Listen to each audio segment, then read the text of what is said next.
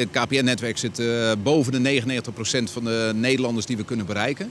Maar daarmee zeg ik ook dat er een procent is die we niet goed kunnen bereiken. En dat heeft bijvoorbeeld te maken met bebouwing, met bebossing. Maar ook dat we constant op zoek zijn, ook met gemeentes, naar goede plekken waar we masten neer kunnen zetten om te zorgen dat we daar onze antennes en het mobiele netwerk verder uit kunnen breiden. En dat is niet altijd eenvoudig. En dat vernemen ze hier in Ichtenbrege.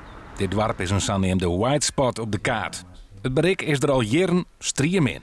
Heel enkel is het wel eens een keer goed. En dan denk je, nou ja, ik kan hem hier gewoon beneden aannemen. Maar dan, ja, het valt gewoon weer fut. En ja, het is gewoon net goed. Ik ben altijd bijna naar boven. Wel ik wist was van een goed gesprek. En dan, ja, het is ook heel vervelend dat je aan het bedden bent en het valt in één keer fut. Op deze stoel zit Jolanda van den Akker van Reahel vaak te bellen. Nevens provider KPN is het bereik hier goed. In het dorpje denken ze der oorzoer. Mobiel bellen kan alleen nog boeten door of on het ruut. Dus hier kan ik dan zo bellen. Omdat er hier 1 streepje is. Zit ik hier met al mijn boeken en mijn computer. Dus dat is best wel onhandig. Het bedrijf zit in het westen, dus daar is een goede verbinding. En soms zeggen ze wel eens van, nou, we hebben je 3 keer gebeld. En dan eindelijk zie ik gemiste oproepen.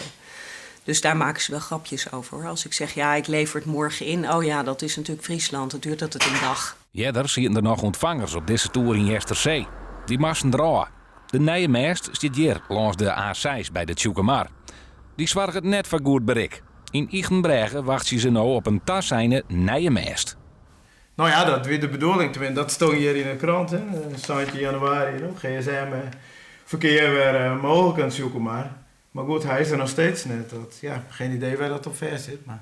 Ze hebben ook uitgelegd dat een hele nieuwe mast te kostbaar is.